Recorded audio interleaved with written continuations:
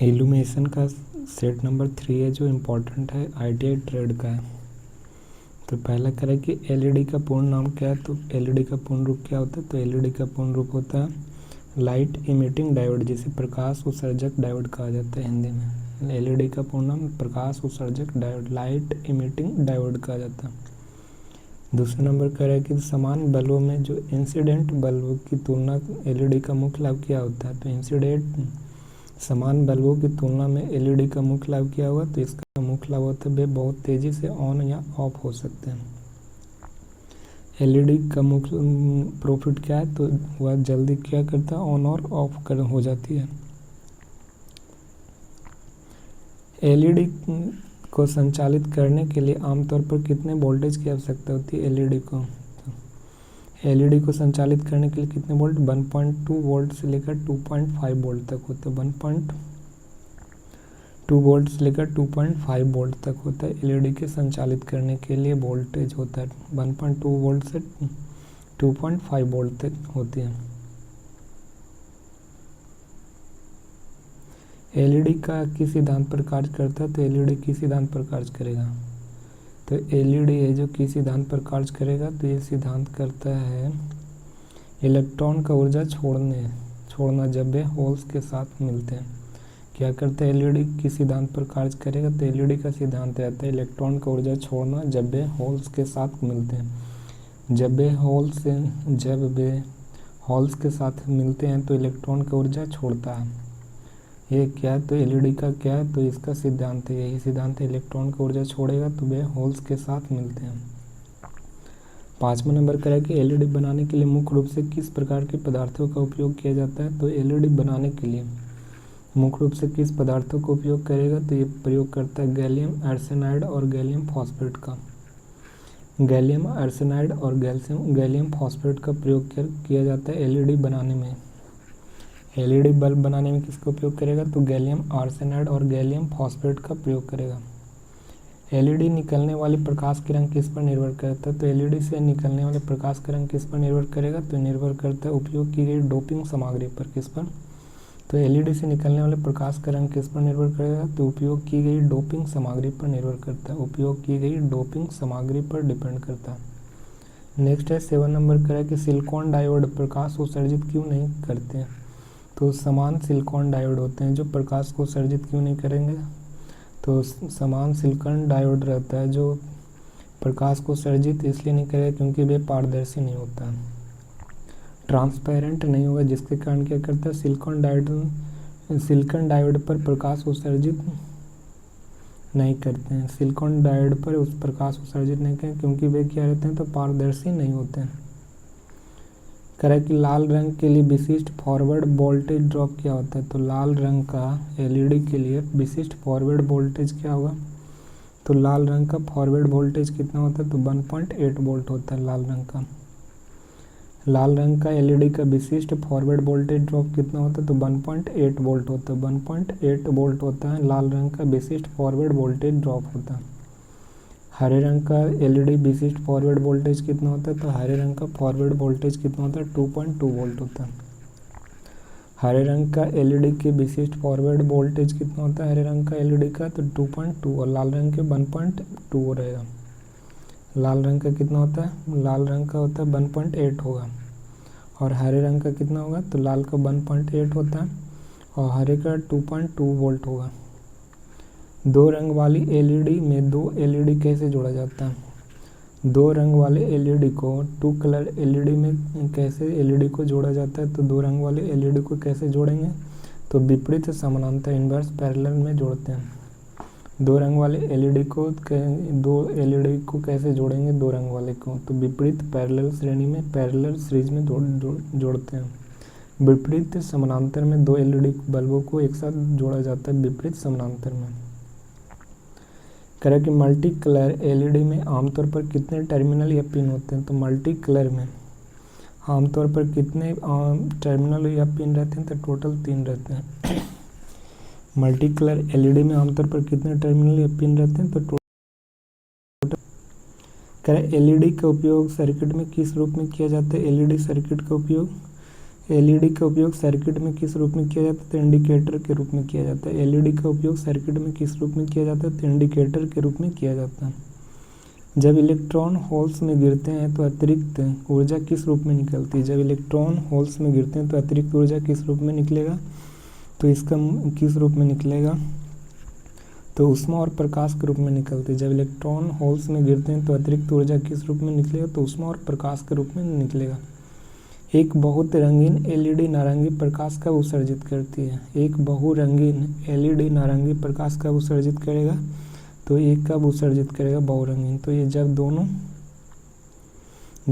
LED के अलग अलग अनुपात में ऑन किया जाता है। जब दोनों एलईडी को अलग अलग अनुपात में ऑन करेगा तो एक बहुत रंगीन एलईडी नारंगी प्रकाश कब उत्सर्जित करेगा? तो एलईडी के अलग अलग अनुपात में ऑन किया जाता है।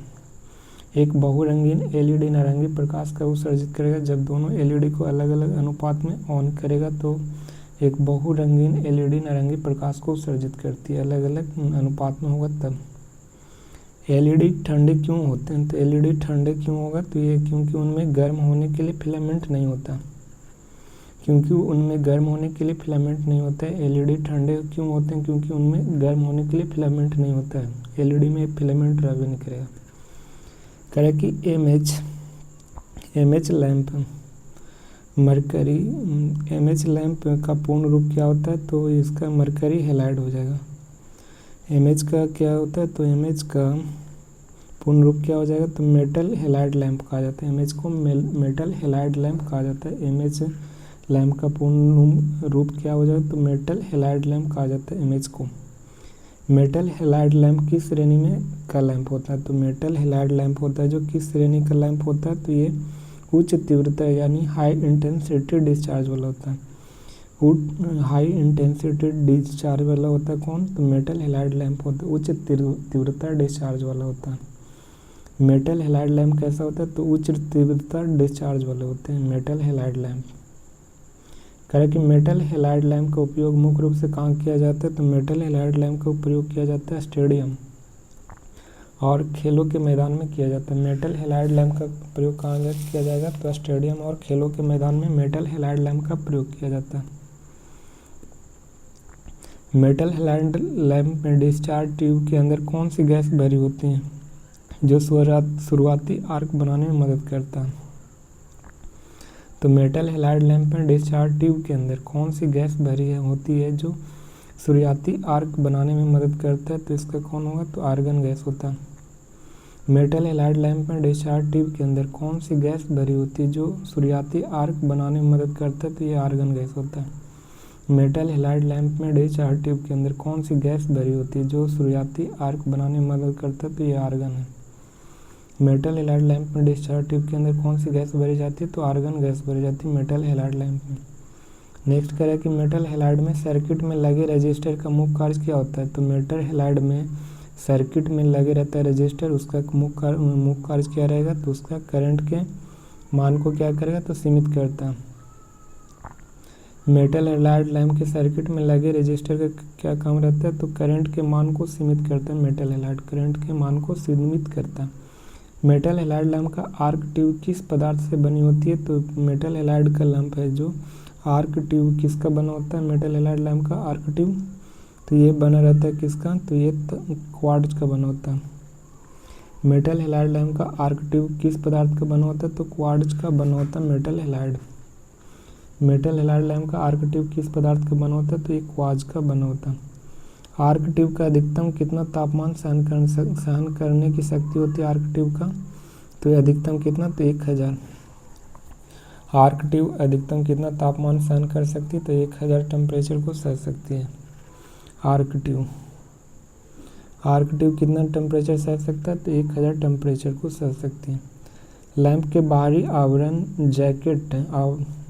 लैंप के बाहरी यानी आउटर जैकेट को बनाने के लिए बोरोसिलिकेट ग्लास का उपयोग क्यों किया जाता है? तो लैंप के बाहरी आवरण को बनाने के लिए बोरोसिलिकेट ग्लास का उपयोग क्यों किया जाता है? तो इसका हानिकारक पराबैंगनी विकिरणों को कम करने के लिए किया जाता है। बोरोसिलिकेट ग्लास का प्रयोग किया जाता है। लैंप के बाहरी आवरण को बनाने के लिए बोरोसिलिकेट ग्लास का प्रयोग क्यों करेगी? तो क्योंकि हानिकारक पराबैंगनी विकिरण को कम करने के लिए पराबैंगनी विकिरणों को कम करने के लिए बोरोसिलिकेट ग्लास का प्रयोग किया जाता है लैंप में। नेक्स्ट है मेटल हैलाइड लैंप को शुरू करने की दो मुख्य विधियाँ कौन कौन सी हैं।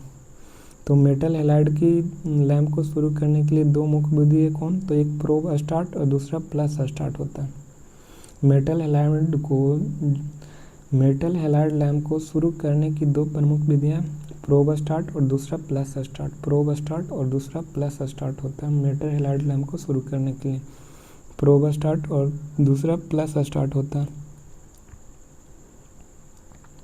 प्रोब स्टार्ट विधि में लैंप के अंदर कुल कितने इलेक्ट्रोड होते हैं। तो प्रोब स्टार्ट विधि में लैंप के अंदर कुल कितने इलेक्ट्रोड होंगे, तो टोटल कितना 3 इलेक्ट्रोड होते हैं। प्रोब स्टार्ट विधि में लैंप के अंदर कुल कितने इलेक्ट्रोड होते हैं, तो 3 इलेक्ट्रोड होते हैं प्रोब स्टार्ट विधि में। नेक्स्ट करें कि प्लस स्टार्ट सिस्टम में लैंप शुरू करने के लिए किसका उपयोग किया जाता है। तो प्लस स्टार्ट सिस्टम में लैंप को शुरू करने के लिए किसका प्रयोग किया जाता है, तो इग्निटर का प्रयोग करती है। इग्निटर का प्रयोग करता है प्लस स्टार्ट सिस्टम को लैंप में शुरू करने के लिए इग्निटर का प्रयोग किया जाता है। प्लस स्टार्ट सिस्टम में लैंप को शुरू करने के लिए किसका, तो इग्निटर का प्रयोग करते हैं। प्लस स्टार्ट विधि में इग्निटर द्वारा कितना वोल्टेज सीधे प्रदान किया जाता है। तो प्लस स्टार्ट विधि में इग्निटर के द्वारा कितना वोल्टेज सीधे डायरेक्ट मिलेगा, तो इग्निटर द्वारा प्लस स्टार्ट विधि में कितना वोल्टेज देता है, तो 3 किलोवाट से लेकर 5 किलोवाट तक मिलता है। 3 किलोवाट से लेकर 5 किलोवाट तक प्लस स्टार्टर विधि में इग्निटर के द्वारा 3 किलोवाट से 5 किलोवाट तक देता है। कारण निम्नलिखित में से कौन सा मेटल हैलाइड लैंप का एक प्रॉफिट है। मेटल हैलाइड का प्रॉफिट क्या है, तो इसका मेटल हैलाइड का प्रॉफिट है उच्च दक्षता। मेटल हैलाइड लैंप का क्या रहता है, तो हाई कैपेसिटी हाई एफिशिएंसी यानी उच्च दक्षता रहता है मेटल हैलाइड लैंप का। कह है कि excellent colour rendering, excellent colour rendering का क्या तात्पर्य होता है, तो इसका तात्पर्य होता है वस्तुओं के वास्तविक रंगों को सही दिखाना। एक्सलेंट कलर रेंडरिंग से क्या तात्पर्य होता है, तो वस्तुओं के वास्तविक रंगों को सही दिखाता है। वस्तुओं के वास्तविक रंगों को सही दिखाता है कौन, तो एक्सलेंट कलर रेंडरिंग से तात्पर्य है कि वस्तुओं के वास्तविक कलर को दिखाता है, एक्सलेंट कलर रेंडरिंग दिखाता है।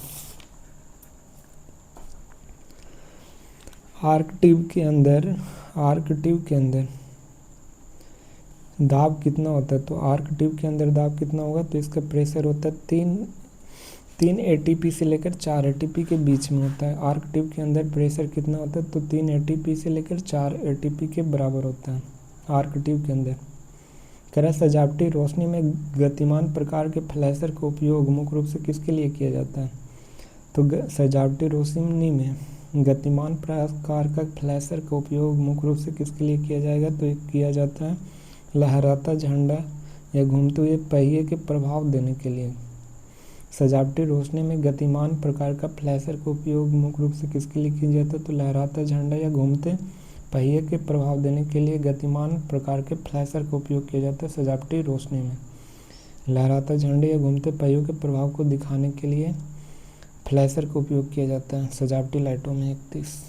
32 करा छोटे लघु वोल्टेज वाले लड़ी बल्ब समानता किस क्षमता में उपलब्ध होते हैं। जो छोटे लघु वोल्टेज वाले लड़ी होते हैं उसमें उसका वोल्टेज की कैपेसिटी कितनी होती है, तो इसका कैपेसिटी होगा 6 वोल्ट का रहेगा, 9 वोल्ट का भी रहता है, 12 वोल्ट का भी रहता है और 16 वोल्ट। तो 6 वोल्ट से स्टार्टिंग रहता है, ठीक है ना, लड़ी हुआ 6 वोल्ट से 16 वोल्ट तक लास्ट रहता है इसका वोल्ट कैपेसिटी। फ्लैशर की गति किसके द्वारा एडजस्ट किया जाता है, तो फ्लैशर की गति को एडजस्ट किया जाता है रनिंग लाइट या घूमने वाली लाइट की गति को नियंत्रित करती फ्लैशर। फ्लैशर किसका नियंत्रित करती है, तो रनिंग लाइट या घूमने वाली लाइट की गति को नियंत्रित करती है फ्लैशर। रनिंग लाइट या घूमने वाली लाइट को नियंत्रित कौन करती है, तो फ्लैशर की गति के फ्लैशर के द्वारा किया जाता है और एडजस्ट किया जाता है रनिंग लाइट या घूमने वाली लाइट का। फ्लैशर चलाने वाली छोटी प्रेरण मोटर किस सिद्धांत पर कार्य करती है। फ्लैशर चलाने वाली छोटी प्रेरण मोटर किस सिद्धांत पर कार्य करेगा, तो ये किस सिद्धांत पर कार्य करेगा, तो भंवर धारा हानि पर एडी करंट लॉसेस पर सिद्धांत पर कार्य करती है। फ्लैशर चलाने वाली जो छोटी प्रेरण मोटर होती है किस सिद्धांत पर कार्य करेगी, तो एडी करंट लॉसेस पर कार्य करती है। फ्लैशर चलाने वाले जो छोटी प्रेरण मोटर रहती है किस सिद्धांत पर कार्य करती है, तो व्यवहार धारा हानि पर करती है।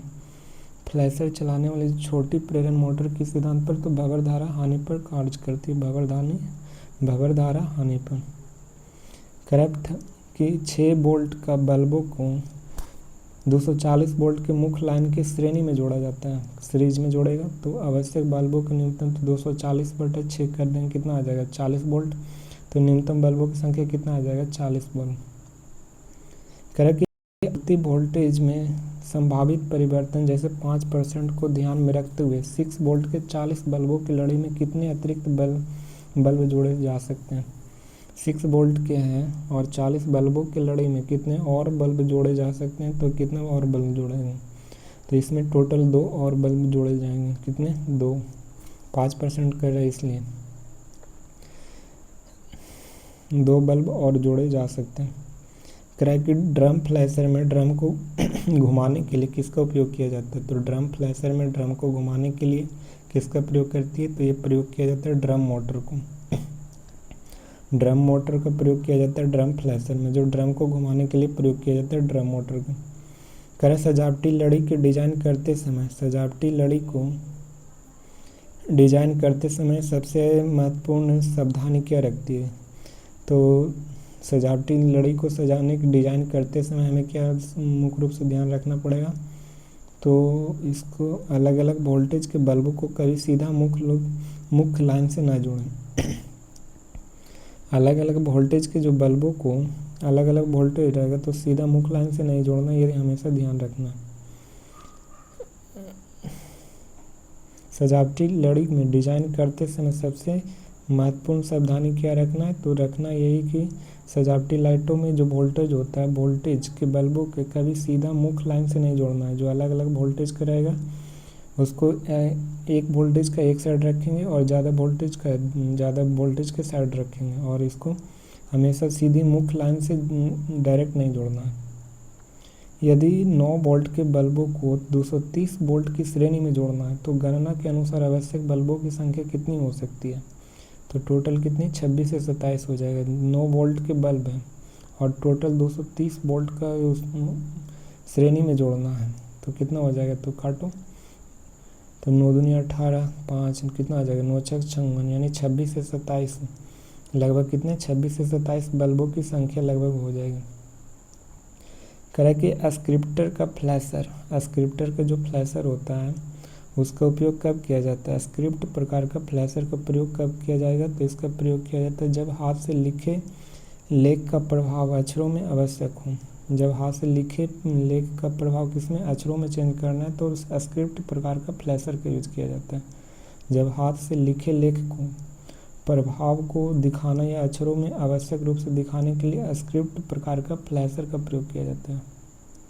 बाजार में 6 वोल्ट का बल्ब किन करंट की क्षमताओं का होता है, जो बाजार में 6 वोल्ट का बल्ब होता है किन करंट क्षमताओं में मिलते हैं, किन करंट क्षमताओं में मिलते हैं 6 वोल्ट का, तो ये मिलता है 100 मिली एम्पियर में या 150 मिली एम्पियर या 300 मिली एम्पियर या 500 मिली एम्पियर। जो 6 वोल्ट का बल्ब होता है 100 मिली एम्पियर में मिलेगा या 150 मिली एम्पियर में मिलेगा या 300 मिली एम्पियर में मिलेगा या 500 मिली एम्पियर में मिल जाएगा 6 वोल्ट का बल्ब। करेक्ट कि श्रेणी में जुड़े सभी बल्बों की कौन सी विशेषता समान होना चाहिए ताकि वे ठीक कार्य कर सकें। श्रेणी में जुड़े सभी बल्बों की कौन सी विशेषता समान होना चाहिए ताकि वे ठीक से कार्य कर सके, तो इसका होगा धारा क्षमता।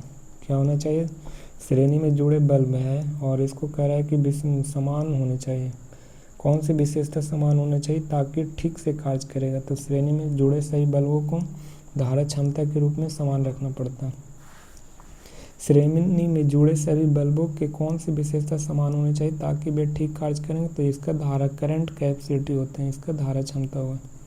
फ्लैशर मोटर को आमतौर पर कितने वोल्टेज की सप्लाई से जोड़ा जाता है, फ्लैशर मोटर को आमतौर पर कितने वोल्टेज के सप्लाई से जोड़ा जाता है, तो ये जोड़ा जाता है 115 वोल्ट से लेकर 240 वोल्ट तक होता है। 115 वोल्ट से लेकर 115 वोल्ट या 240 वोल्ट तक फ्लैशर मोटर का उपयोग किया जाता है। फ्लैशर मोटर का उपयोग 115 वोल्ट से लेकर 240 वोल्ट तक यूज किया जाता है। फ्लैशर मोटर का प्रयोग किया जाता है। कह सजावटी प्रदीपन यानी डेकोरेटिव लाइटिंग का उपयोग मुख्य रूप से कहाँ किया जाता है? तो ये किया जाता है विवाह में किया जाता है, त्यौहार और मेलों में सजावटी डेकोरेटिव लाइटिंग का प्रयोग किया जाता है। कह कि क्या कभी नंगे तारों को छूना चाहिए? नंगे तारों को छूना चाहिए? नहीं, कभी नहीं, नेवर। एक साधारण फ्लैशर बल्ब में मुख्य रूप से क्या होता है? तो एक साधारण फ्लैशर बल्ब में मुख्य रूप से क्या होगा? तो इसका फ्लैशर बल्ब में साधारण रूप से मुख्य रूप से क्या होता है? तो इसका होगा एक द्विधातु पत्ती के रूप में होता है, बाईमेटेलिक स्ट्रिप के रूप में रहता है फ्लैशर का बल्ब। एक साधारण फ्लैशर बल्ब में मुख्य रूप से क्या होगा? तो एक द्विधातु पत्ती के रूप में होता है फ्लैशर, द्विधातु पत्ती के रूप में फ्लैशर रहता है।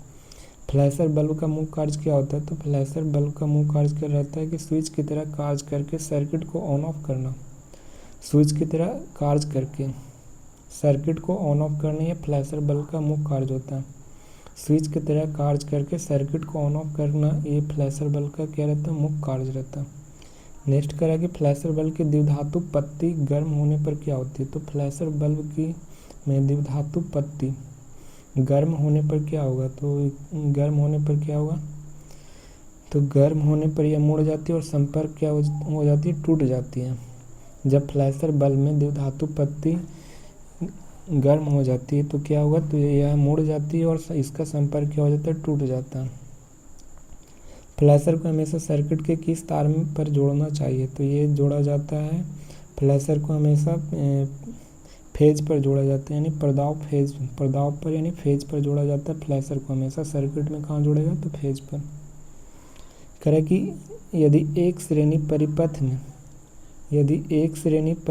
में विभिन्न क्षमताओं के बल्ब हैं तो फ्लैशर की क्षमता क्या होनी चाहिए? यदि एक श्रेणी परिपथ में विभिन्न क्षमताओं के बल्ब हैं तो फ्लैशर की क्षमता क्या होगी? तो फ्लैशर की क्षमता होगी इसकी सबसे कम धारा क्षमता वाला होना चाहिए, सबसे कम धारा क्षमता वाला होना चाहिए। यदि एक श्रेणी परिपथ में विभिन्न क्षमताओं के बल्ब हैं, यदि एक श्रेणी परिपथ में विभिन्न क्षमताओं के बल्ब है तो फ्लैशर की क्षमता क्या होनी चाहिए? तो सबसे कम धारा क्षमता वाला होना चाहिए, सबसे कम धारा क्षमता वाला होना चाहिए विभिन्न क्षमताओं के बल्ब। यदि एक श्रेणी परिपथ में विभिन्न क्षमताओं के बल्ब है तो फ्लैशर की क्षमता क्या होनी चाहिए? तो सबसे कम धारा वाला क्षमता होना चाहिए, सबसे कम धारा वाला। कह द्विधातु पत्ती को ठंडे होने पर परिपथ की स्थिति क्या होती है?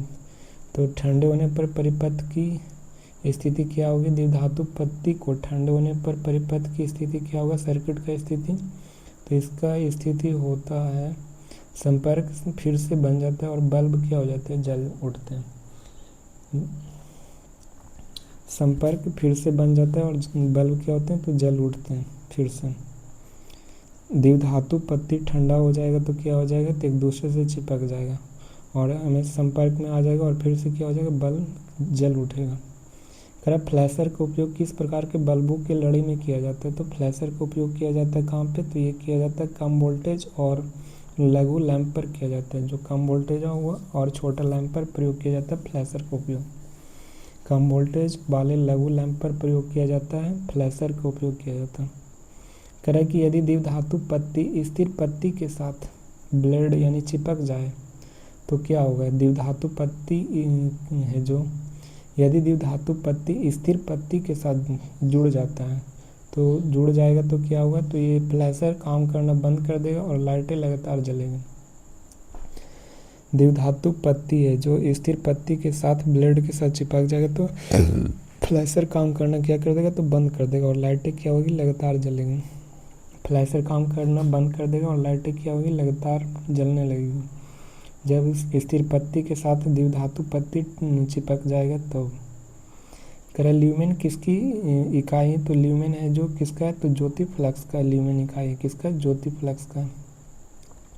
शोकेस प्रकाश अवस्था में, शोकेस प्रकाश व्यवस्था का यानी शोकेस लाइटिंग का मुख्य उद्देश्य क्या होता है? तो शोकेस लाइटिंग का मुख्य उद्देश्य होता है वस्तुओं के आकर्षक तरीके से क्या करती है? प्रदर्शित करती है। शोकेस लाइटिंग में क्या करती है? तो वस्तुओं के अट्रैक्टिव रूप से क्या करेगा? उसको प्रदर्शित करेगा। ल्यूमेन क्षमता की गणना क्यों आवश्यक है? तो ल्यूमेन क्षमता की गणना आवश्यक होता है क्यों? तो इसका गणना के लिए सही प्रकाश व्यवस्था और फिटिंग चुनने के लिए किया जाता है। सही प्रकाश व्यवस्था और फिटिंग को चुनने के लिए ल्यूमेन क्षमता का गणना आवश्यक है। सही प्रकाश व्यवस्था और फिटिंग चुनने के लिए ल्यूमेन क्षमता का गणना किया जाता है। सही प्रकाश व्यवस्था और फिटिंग को चुनने के लिए ल्यूमेन क्षमता या ल्यूमेन कैपेसिटी का प्रयोग किया जाता है। जब कई श्रेणी परिपथ समानांतर में जुड़े, जब कई श्रेणी परिपथ किस में जुड़ा होता है? समानांतर में। तो फ्लैशर कहाँ लगाया जाएगा? तो सीरीज में जुड़ा हुआ रहेगा और समानांतर में जुड़े हों। जब कई श्रेणी परिपथ सीरीज सर्किट समानांतर में जुड़े होते हैं तो फ्लैशर कहाँ लगाया जाएगा? तो ये लगाया जाएगा इनपुट प्रदाब के मुख्य बिंदु पर। जो इनपुट होता है इनपुट सप्लाई पॉइंट के मेन फेज पर लगाएगा। इनपुट प्रदाब के मुख्य बिंदु पर लगाया जाता है। जब कई श्रेणी परिपथ में समानांतर में जुड़े तो फ्लैशर लगाया जाएगा इनपुट प्रदाब के मुख्य बिंदु पर। फ्लैशर खराब होने का पता कैसे लगाया जाता है? फ्लैशर जब खराब हो जाएगा तो पता कैसे चलेगा? तो ये पता चलती है लाइटें टिमटिमा न रही हो, यानी जब लाइट ब्लिंकिंग नहीं करेगा तो समझ जाना कि ख़राब हो गया क्या। तो ये फ्लैशर ख़राब हो जाएगा तो लाइट ब्लिंक नहीं करेगा। लाइट ब्लिंक नहीं करता है फ्लैशर ख़राब होने के बाद। की प्रदीपन यानी इल्यूमिनेशन के लिए प्रयुक्त बल्बों के प्रकार का चयन किस पर निर्भर करता है? तो चयन किस पर निर्भर करेगा? प्रकाश की आवश्यकता और स्थान के प्रकार पर डिपेंड करता है। प्रदीपन के लिए प्रयुक्त बल्बों का प्रकार, प्रदीपन के लिए प्रयुक्त बल्बों के प्रकार का चयन किस पर निर्भर करता है? तो प्रकाश की आवश्यकता और स्थान के प्रकार पर डिपेंड करता है। इल्यूमिनेशन है जो बल्बों के प्रकार का चयन किस पर निर्भर करता है? तो प्रकाश की आवश्यकता और स्थान के प्रकार पर डिपेंड करता है।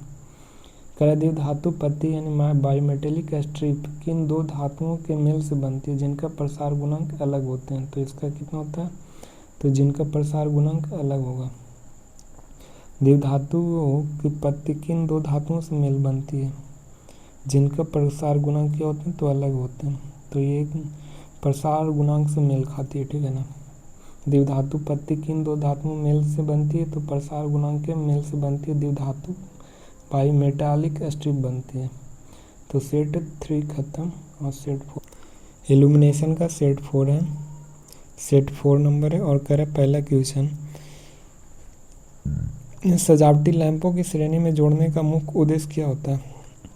जो सजावटी लैंप होते हैं उसमें सीरीज में जोड़ने का मुख्य कारण क्या हो सकता है? तो इसका लैंप को उच्च वोल्टेज से बचाने के लिए सीरीज में जोड़ा जाता है। लैंप को उच्च वोल्टेज को बचाने के लिए सीरीज में जोड़ा जाता है सजावटी लैंपों को। कह रहा है कि यदि 6 वोल्ट के लैंप को सीधे 230 वोल्ट की आपूर्ति से जोड़ दिया जाए तो क्या प्रभाव होगा? तो इसका प्रभाव होगा क्या होगा? तो लैंप तुरंत फ्यूज हो जाएगा। 6 वोल्ट के लैंप को कितना वोल्ट के 230 वोल्ट के जोड़ देगा तो क्या वो फ्यूज हो जाएगा। कह रहा है कि 240 आपूर्ति के लिए 6 वोल्ट के कितने लैंपों की न्यूनतम आवश्यकता हुई? तो कितना हो जाएगा? 40 हो जाएगा। 240/6 तो काटेंगे तो 624 यानी 40 बल्ब की आवश्यकता हो जाएगी।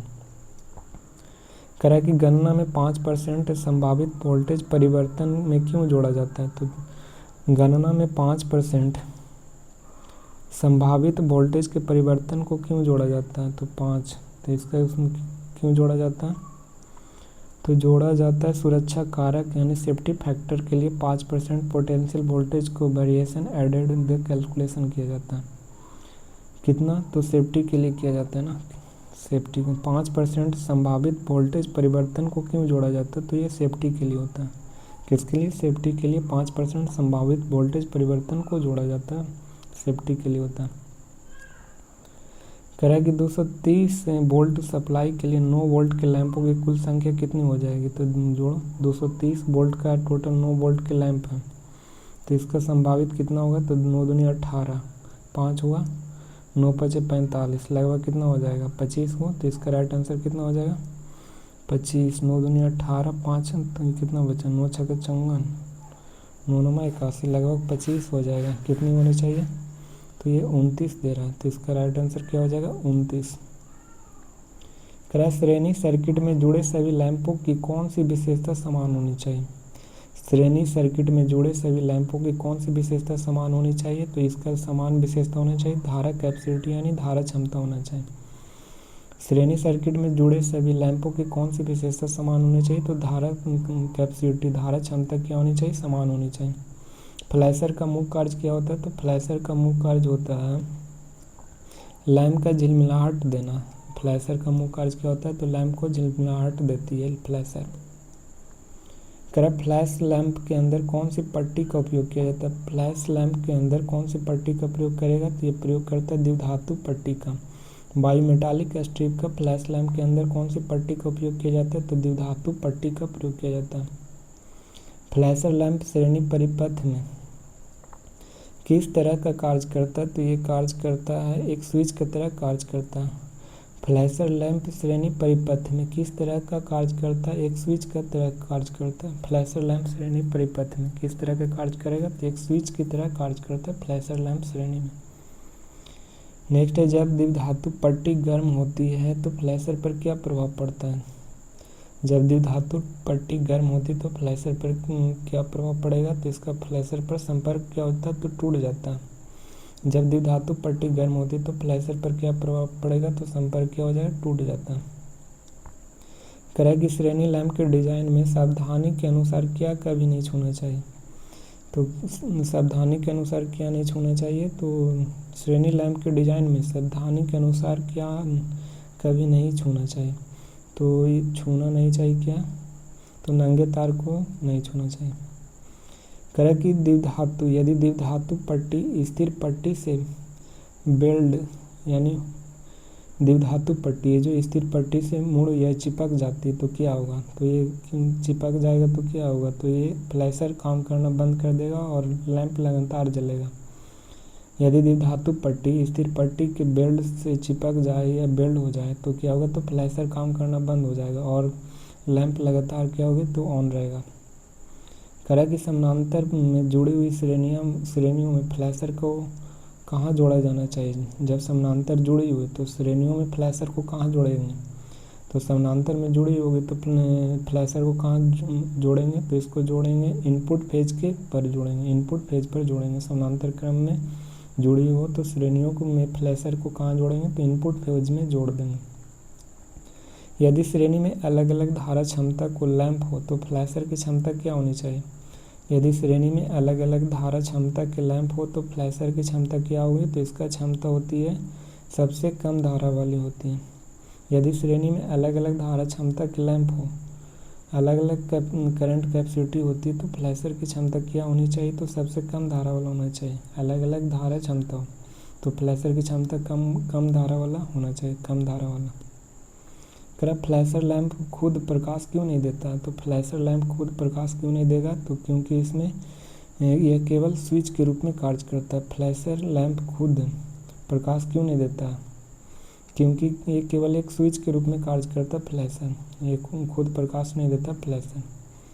सजावटी रोशनी में एल और एन का क्या अर्थ होता है? तो एल और एन का अर्थ होगा क्या? तो इसका होगा लाइन फेज और दूसरा न्यूट्रल फेज होता है। सजावटी रोशनी में लाइन फेज और दूसरा न्यूट्रल फेज होता है, एल एन और क्यू मतलब।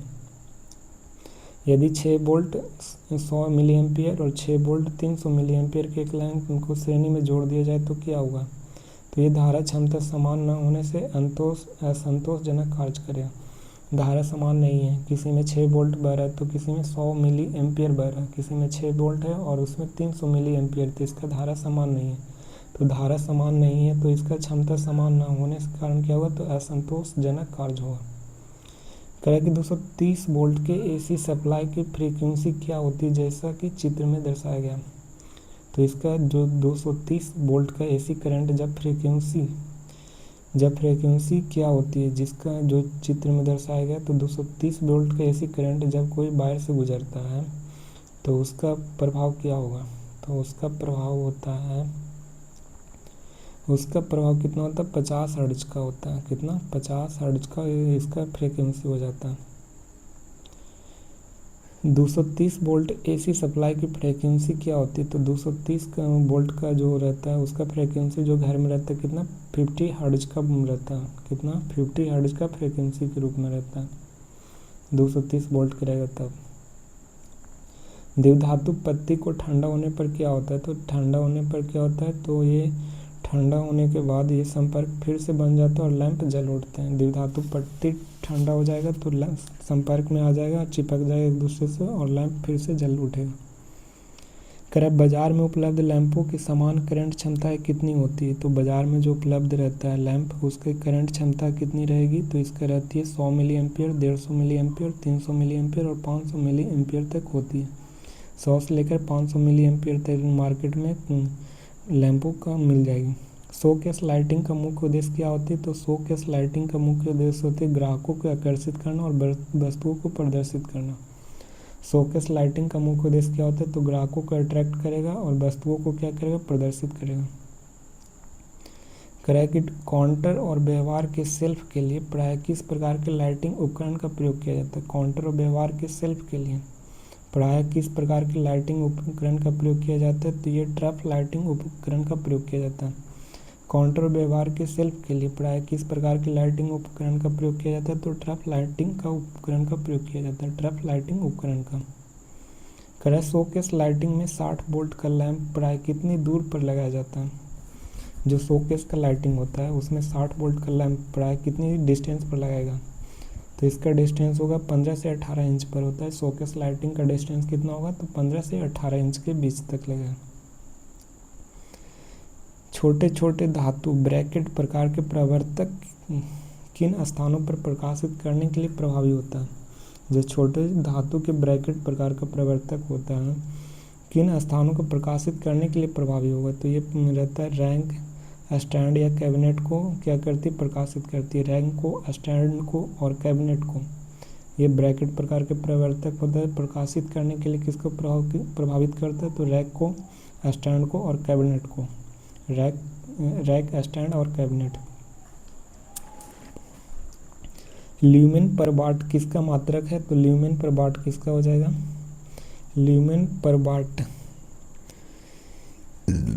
ल्यूमेन पर वाट किसका है? तो ल्यूमेन दक्षता का, ल्यूमेन पर वाट किसका ऐसा यूनिट है?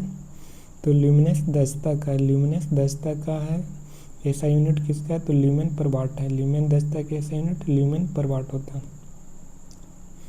शोकेस विज्ञापन प्रति को प्रदर्शित करने के लिए कितने वाट की लैंपों की आवश्यकता होती है?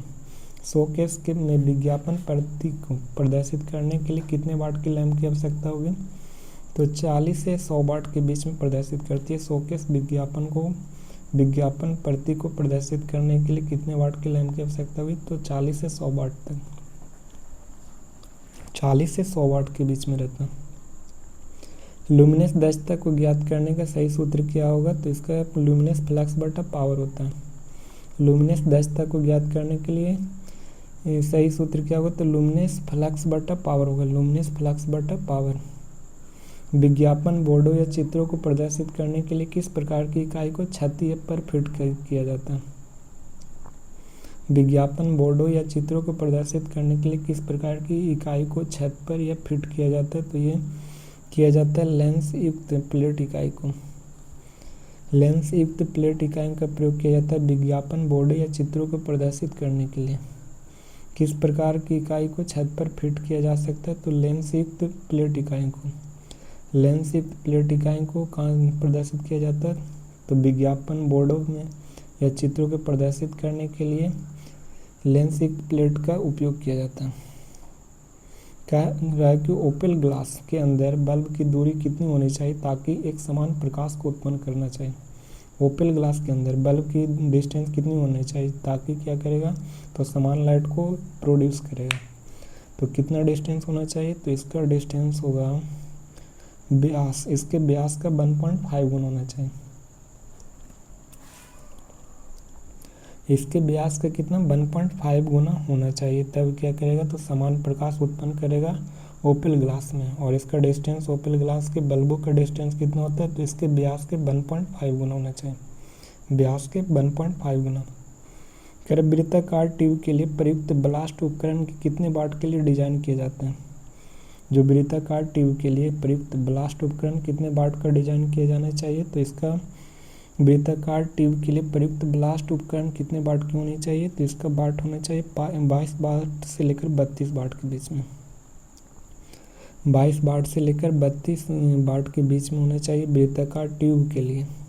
ब्लास्ट उपकरण कितने वाट का होना चाहिए, तो 22 वाट और 32 वाट के होना चाहिए। 22 वाट या 32 वाट के ब्लास्ट उपकरण होता है, वृत्ताकार ट्यूब में होता है। कह रहा है शोकेस लाइटिंग में लैंपों के बीच की दूरी का अधिकतम कितनी होनी चाहिए। शोकेस लाइटिंग में लैंपों के बीच की दूरी कितनी होनी चाहिए, तो इसका अधिकतम दूरी कितनी होनी चाहिए, 30 सेंटीमीटर होना चाहिए। शोकेस लाइटिंग में लैंपों के बीच की दूरी कितना होनी चाहिए, तो 30 सेंटीमीटर। लुमिनस दक्षता गणना करने के लिए मुख्य प्रयोजन क्या होता है, तो लुमिनस दक्षता को ज्ञात करने के लिए इसका मुख्य योजना क्या होगा, तो लुमिनस दक्षता को निकालना है ना। तो लुमिनस दक्षता को ज्ञात करने के लिए प्रकाश स्रोत की क्षमता की माप करना चाहिए। लुमिनस दक्षता कैसे निकलेगा, तो ये प्रकाश स्रोत की क्षमता यानी कैपेसिटी की माप करने के बाद लुमिनस दक्षता निकल जाएगा। प्रकाश स्रोत की कैपेसिटी की माप करने के बाद कह रहा है कि बड़े विंडो शो के लिए किस प्रकार के लैंपों का प्रयोग किया जाता है जो 350 से लेकर 400 फुट कैंडल प्रकाश देता है। 350 से 400 फुट कैंडल प्रकाश देता है। बड़े विंडो शो के लिए किस प्रकार के लैंपों का उपयोग किया जाता है जो 350 से 400 फुट कैंडल को प्रकाश देता है, तो ये 400 वाट यूनिट वाले स्पॉटलाइट होता है। बड़े विंडो शो के लिए किस प्रकार के लैंपों का उपयोग किया जाता है जो 350 से 400 फुट कैंडल प्रकाश देता है, तो 400 वाट यूनिट वाले स्पॉट लाइट देता है। 400 वाट यूनिट वाले स्पॉट लाइट होता है। बड़े विंडो शो के लिए किस प्रकार के लैंपों का उपयोग किया जाता है जो 350 से 400 फुट कैंडल प्रकाश देता है, जो 400 वाट यूनिट वाले स्पॉटलाइट होता है। विज्ञापन प्रकाश व्यवस्था में कलर का क्या महत्व होता है, तो इसका कलर का महत्व होता है वस्तुओं के अधिक आकर्षण बनाना। जो विज्ञापन प्रकाश व्यवस्था में कलर का क्या महत्व होता है, वस्तुओं को अधिक आकर्षण बनाती है। विज्ञापन प्रकाश व्यवस्था में कलर का क्या महत्व होता है, वस्तुओं के अधिक आकर्षण बनाते हैं। कह रहा है कि लुमिन लाइन लैंपों की विशेषता क्या होगी, तो लुमिन लाइन का ये विभिन्न स्थितियों में समान रूप से उपयुक्त होते हैं। लुमिन लाइन लैंपों की विशेषता क्या होगा, तो विभिन्न स्थितियों में समान रूप से उपयुक्त होते हैं। लुमिन लाइन कह रहा है किसी वस्तु की ओर ध्यान खींचने के लिए किस प्रकार की लाइटिंग का प्रयोग किया जाता है। किसी वस्तु को ध्यान से खींचने के लिए किस प्रकार की लाइटिंग का प्रयोग किया जाता है, तो इसका लाइटिंग का प्रयोग किया जाता है विशेष प्रकार की प्रदर्शन लाइटिंग का, स्पेशली डिस्प्ले लाइटिंग का प्रयोग किया जाता है। किसी वस्तु की ओर ध्यान खींचने के लिए किस प्रकार की लाइटिंग का प्रयोग करेंगे, तो विशेष प्रकार का प्रदर्शन लाइटिंग का प्रयोग करेंगे। कह रहे शोकेस शेल्फ के सामने सिरों को क्या कहा जाता है जहाँ से प्रकाश निकलता है। जो शोकेस शेल्फ के सामने सिरों को क्या कहा जाता है, जहाँ से प्रकाश निकलेगा उसे एक नोजिंग कहा जाता है। शोकेस शेल्फ के सामने के सिरों से को क्या कहा जाता है, शोकेस शेल्फ के सामने के सिरों को क्या कहा जाता है, जहाँ से प्रकाश निकलेगा उसे नोजिंग कहा जाता है। नोजिंग। यदि लुमिनस फ्लक्स को ल्यूमेन में और पावर को वाट में मापा जाए तो दक्षता किसमें होगा। लुमेन को किसमें, लुमिनस फ्लक्स को ल्यूमेन में और पावर को वाट में मापा जाता है तो उसका दक्षता कितना होगा, तो इसका दक्षता होता है ल्यूमेन पर वाट होगा। कितना, ल्यूमेन पर वाट। कड़ा शोकेस में अप्रत्यक्ष लाइट यानी इनडायरेक्ट लाइट का क्या लाभ होता है, तो इसका लाभ होता है आंखों पर चकाचौंध कम हो जाती है। शोकेस लाइट में इनडायरेक्ट लाइट का प्रॉफिट होता है, आंखों पर चकाचौंध क्या हो जाती है, कम जाती है। कह रहा है कि चित्रों या मूर्तियों को प्रदर्शित करने के लिए लेंस युक्त प्रकाश का उपयोग क्यों किया जाता है। प्रकाश को एक निश्चित स्थान पर केंद्रित करने के लिए किया जाता है। चित्रों या मूर्तियों को प्रदर्शित करने के लिए लेंस युक्त प्रकाश का उपयोग क्यों किया जाता है, तो प्रकाश को एक निश्चित स्थान को केंद्रित करने के लिए प्रयोग किया जाता है। लेंस युक्त प्रकाश को केंद्रित करने के लिए किया जाता है, तो इसका राइट आंसर ऑप्शन बी हो जाएगा। Option B.